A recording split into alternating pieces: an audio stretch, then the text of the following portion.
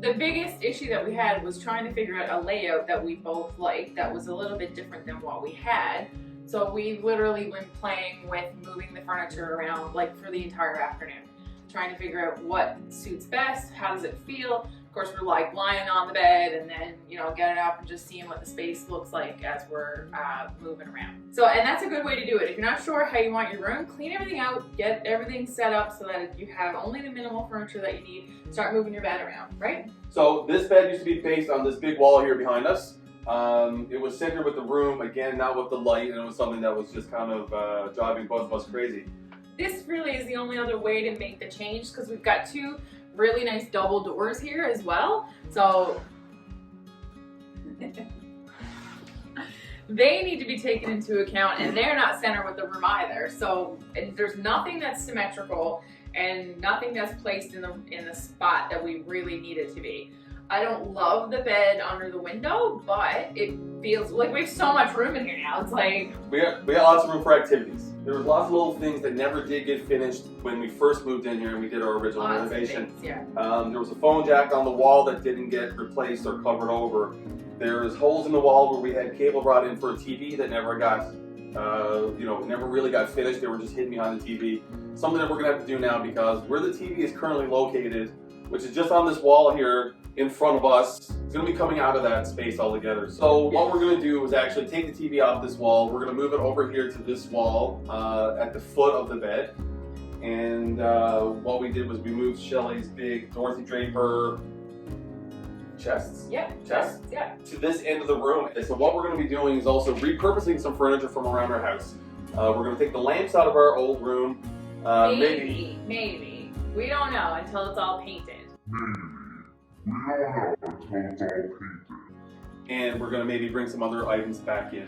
We're looking at bringing some old bedside tables that we had in our apartment that have been repurposed to your office as like file storage. Yeah, we're now going to probably move them back in. Repurpose those back into the room. And I like that. I like that you don't necessarily have to buy new every time. Of course, you can't buy new every time you decide to change something, but that's not to say that you can't move things from around your house and repurpose them in other rooms and give them a new life. Feels like they're new, it rejuvenates the space, and then you don't actually have to go out and spend extra money. This wall directly behind us, this is the largest wall that has no obstructions. What are the dimensions? 155 long? 155 inches long. Yep. It's quite a big wall. So this is going to become what we've decided is our feature wall. Usually a feature wall, you have something on it that you want to feature. But because it's the largest wall in this room, it needs something. And I really don't want to put any extra furniture there that we don't necessarily need. But it's such a good piece of real estate, so we're going to punch that out. And it's the first thing you see when you come in the room, and we want it to be the main feature of the room.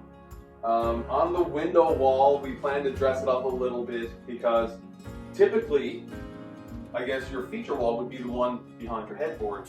He learned so well. I haven't taught so good. So that wall is going to be dressed up, and I don't think we're 100% set on what we're going to do there. No, I don't have any draperies purchased. I tend to take a while with my own decor.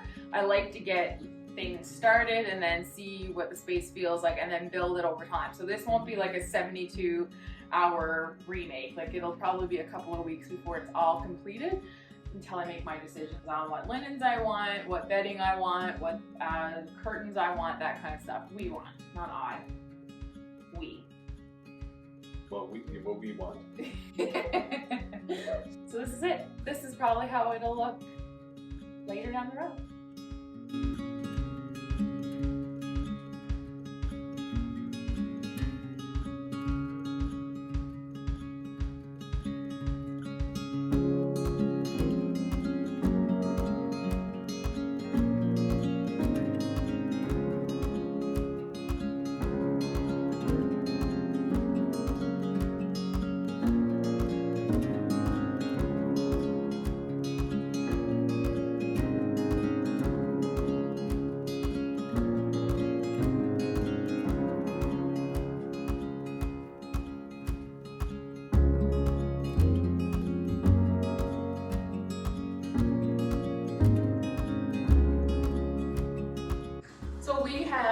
plastered the various holes in the room, and we are now just waiting for the plaster to dry. We are not plasterers, but we have a little bit of practice, and I'm actually not too bad of a plasterer. So we use a plaster that is pink and turns white when it dries. So that gives me a better indication of when I can start sanding. So we've had a few things, like our TV was on this wall and we're going to move it or eliminate the TV altogether. So we've had to put in a piece of drywall and get rid of that, and then just a few other holes for the TV bracket that needed to be plastered and covered up. We did keep the electrical outlet here because what we might do is add a picture light above, and then we'll have an outlet right there in order to illuminate it without having to run the cord down the wall. So while we're waiting for all of this and to dry and then to resand, we're going to start working on our feature wall. So we've decided that we're going to use 1.5 by half pine molding, and we're going to create a feature wall with wood on the longest wall in the bedroom.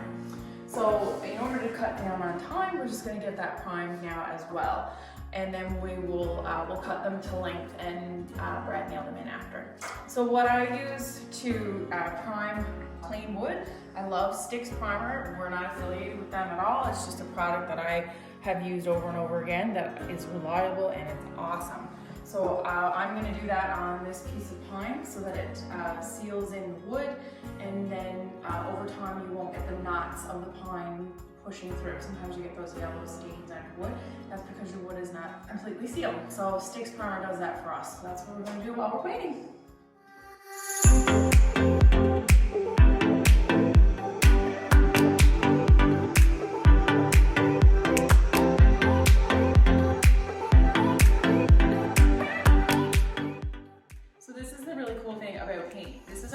That we're using on the wall behind me. We're covering up this wall, this green wall right now. So I want you to have a look at this chip, which is what we chose. It's 205720 from Benjamin Moore. Just look at it when we poured it out into the paint tray. So it's a pretty true color. Paint always looks a little bit lighter in the can in your tray than when it dries, but just look at the way the color works together. So this is our paint chip, and this is the splotch that we've already done on the wall.